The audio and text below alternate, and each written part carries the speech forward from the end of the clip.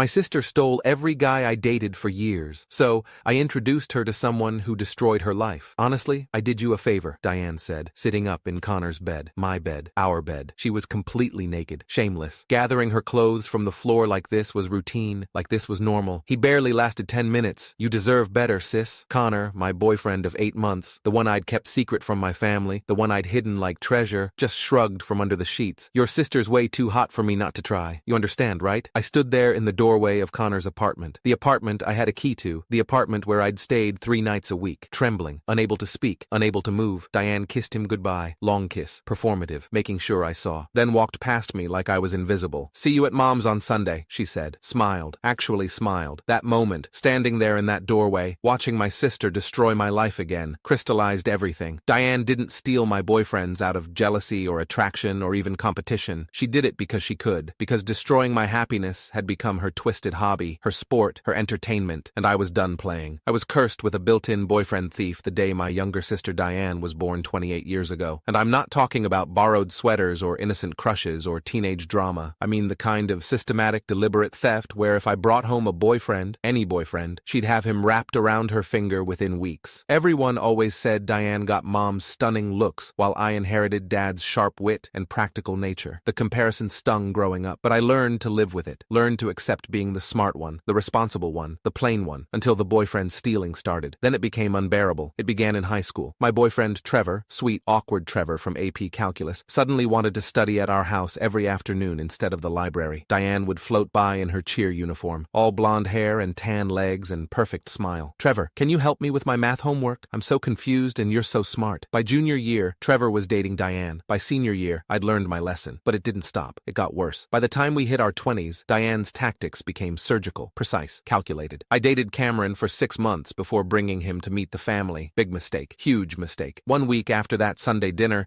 Diane had a crisis at 2 a.m. Needed his shoulder to cry on. Some dramatic ex-boyfriend situation. Some fake emergency. They slept together that same night. Cameron confessed 3 days later. I'm so sorry. It just happened. She was vulnerable. I was there. It didn't mean anything, but it meant everything to me. Then came Marcus from my marketing agency. Same playbook. Family dinner. Fake emergency 2 weeks later. Midnight comfort session. When I discovered their texts, when I saw the screenshots accidentally forwarded to me, she smiled sweetly. I'm just making sure they're worthy of you, Laurel, she said, voice dripping with fake concern. Marcus failed the test. You should thank me. Then came Derek, the one who nearly broke me completely. We'd been together for 2 years, talking seriously about marriage, ring shopping, planning our future. I thought he was different, thought he was immune, thought he actually loved me. Diane got drunk at his birthday party, the party I'd planned, the party I'd paid for, and kissed him right in front of everyone, right in front of me, right in front of 50 guests. When he chose her over me, when he actually chose her, she posted on Facebook, sometimes you can't help who you fall for. Sorry, not sorry. Mom cornered me at Thanksgiving that year, actually cornered me in the kitchen. You need to stop parading these men in front of Diane, she hissed. She can't control herself when there's a good-looking man around. Why do you keep setting her up to fail? Why are you so thoughtless? Setting her up to fail, like I was the problem, like I was sabotaging my own relationships to hurt my sister. 3 months later, I met Connor at my college roommate's wedding. Everything I'd ever dreamed of. Kind, successful, stable, apparently immune to female manipulation. This time, I was smart. This time, I was careful. This time, I kept him completely secret from my family. For 8 blissful months, Connor didn't exist to them. We drove to neighboring towns for dates, avoided posting photos on social media, used burner accounts when we needed to tag each other. I told absolutely no one about him. Not Mom, not Diane, not even my closest friends. It was perfect. It was safe. It was mine. But then my cousin Amanda, well-meaning, clueless Amanda, accidentally mentioned Connor to Mom at a family barbecue. Some comment about seeing me at a restaurant with a really handsome guy. Mom called me that night. Who's Connor? Why are you hiding him? Are you ashamed of us? I lied. Said he was just a friend. Said Amanda was confused. Said it was nothing serious. But Mom told Diane within hours. Of course she did. Mom told Diane everything. My sister tracked him down through his company's website within days. Found his LinkedIn. Found his Facebook. Found everything. And then she made her move. I used my key to enter Connor's apartment that Tuesday evening. Had texted him I was coming over. He'd said great. He'd order takeout. But I heard voices upstairs. Laughter. Her laughter. That distinctive, practiced laugh she used when she was seducing someone. I walked upstairs quietly. The bedroom door was open. They hadn't even bothered to close it. That's when I saw them, tangled together in our bed. The bed where I'd slept 3 nights a week for 8 months. The bed where Connor had told me he loved me. The bed where we'd planned our future. And that's when Diane said it. When she destroyed me one final time. time. Walking to my car after, hands shaking, vision blurred with tears, I made a decision that would change everything. I spent the next 3 weeks in research mode, deep research mode, public records, background check websites, court filings, police reports, Reddit threads, everything. That's how I discovered Vincent Romano. Stunningly handsome, 6'2", dark hair, expensive suits, claimed to be a venture capitalist specializing in tech startups. Recently divorced after his ex-wife Melissa documented years of escalating abuse in court filings. 2 restraining orders from other ex-girlfriends. Currently under investigation by the SEC for securities fraud. Multiple lawsuits from defrauded investors. His pattern was clear. Target beautiful, successful women, love bomb them, isolate them, control them, drain their bank accounts, destroy their credit, disappear when they had nothing left. Perfect. Absolutely perfect. I created a fake LinkedIn profile, changed my photos, changed my bio, made myself look vulnerable and wealthy. I reached out to him, casual message, asked about his venture capital firm, said I was interested in investing. We met at a Starbucks in downtown Chicago. I played the role of vulnerable older sister perfectly, showed him Diane's Instagram photos, all 60,000 followers worth. I just can't compete with her, I said, letting my voice crack authentically. Every guy I've ever loved ends up choosing her instead. She's beautiful and charismatic and I'm just ordinary. Vincent's eyes lit up like a predator spotting wounded prey. Any man who would leave you for anyone is an idiot, he said, touching my hand, staring into my eyes, playing his part perfectly. You're stunning, intelligent, successful. Your sister must be threatened by you. We started dating. He love-bombed me exactly as predicted. Expensive dinners at the best restaurants, weekend trips to Michigan wine country,